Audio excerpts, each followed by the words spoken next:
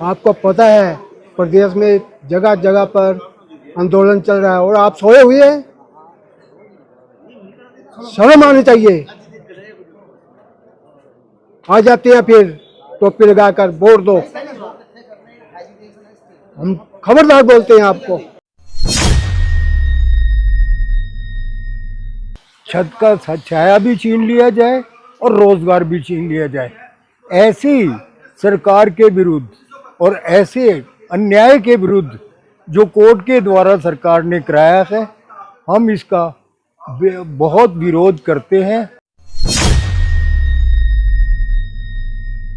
Himachal Pradesh high court द्वारा 5 अगस्त 2025 को सुनाए गए फैसले के बाद हजारों परिवारों की चिंताएं गहरी हो गई हैं। फैसले के तहत प्रदेश की सभी सरकारी भूमि से कब्जे हटाने के आदेश दिए गए हैं, चाहे वह कृषि, आवासीय या अन्य किसी भी प्रकार के हों। इसी कड़ी में आज प्रभावित परिवारों ने एक अहम बैठक की। बैठक में लोग शामिल हुए। परिवारों का कहना है कि वे किसी भी तरह के नाजायज़ कब्जेदारी नहीं हैं। उनका दावा है कि पंचायतों ने 40-50 साल पहले उन्हें यह ज़मीन अलॉट की थी और तब से उन्होंने अपनी मेहनत से बंजर और पथरीली ज़मीन को खेती योग्य बनाया और घर बसाए। प्रभावित परिवारों ने चेतावनी दी है कि अगर सरकार ने इस मुद्दे पर जल्द और ठोस कदम नहीं उठाए तो वे सड़कों पर उतरकर बड़ा आंदोलन करने को मजबूर होंगे।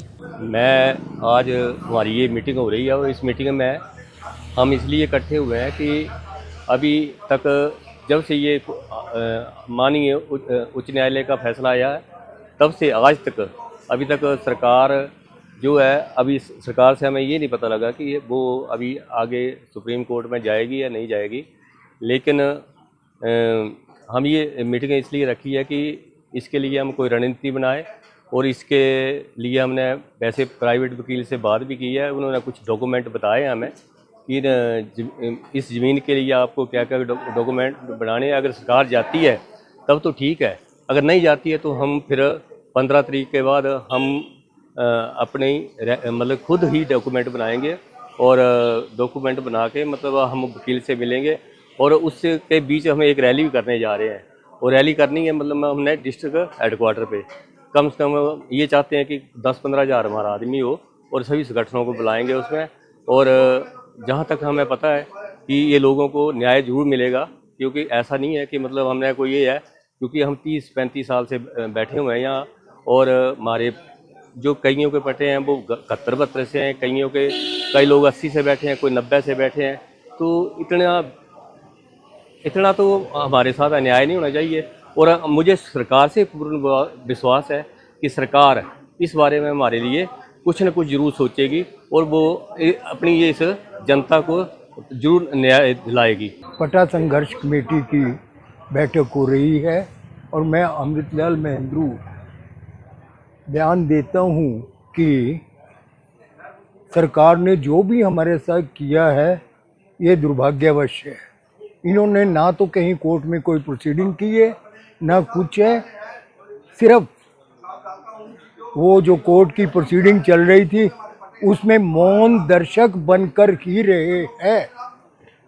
हिमाचल सरकार के पास बहुत अच्छे अधिवक्ता हैं, सॉलिसिटर हैं, लेकिन उनका उपयोग नहीं किया ताकि कम से कम 10-15 लाख गरीब लोगों का, हिमाचलियों का एकदम छत का छाया भी छीन लिया जाए और रोजगार भी छीन लिया जाए।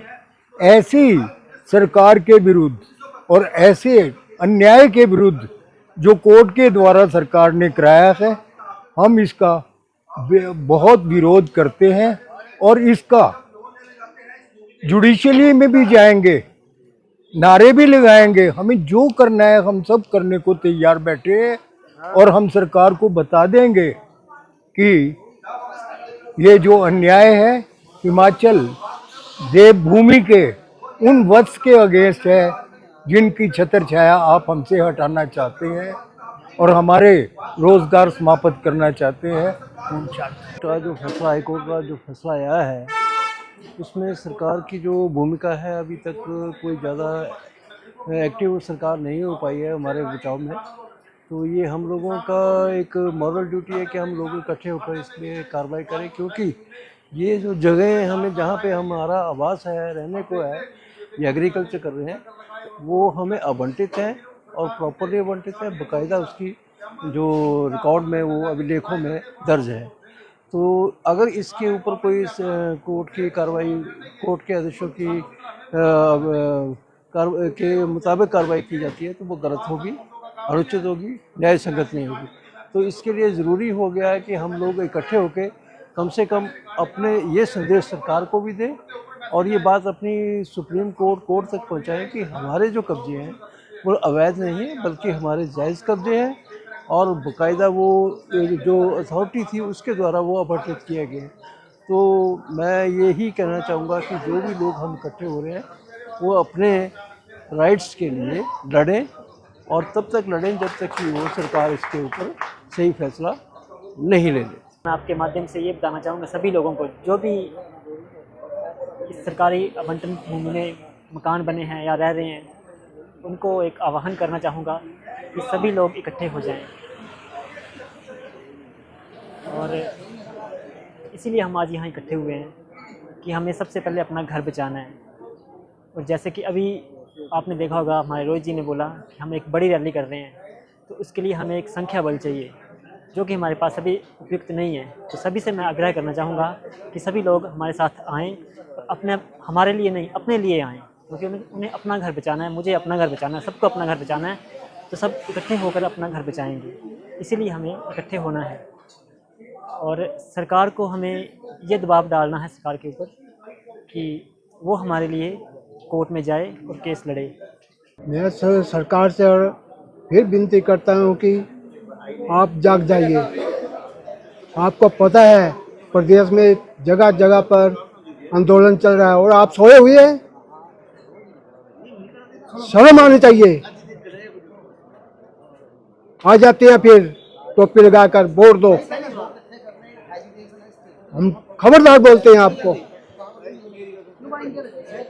ज्यादा नहीं बोलना चाहता हूँ मैं। आप जाग जाओ। धन्यवाद।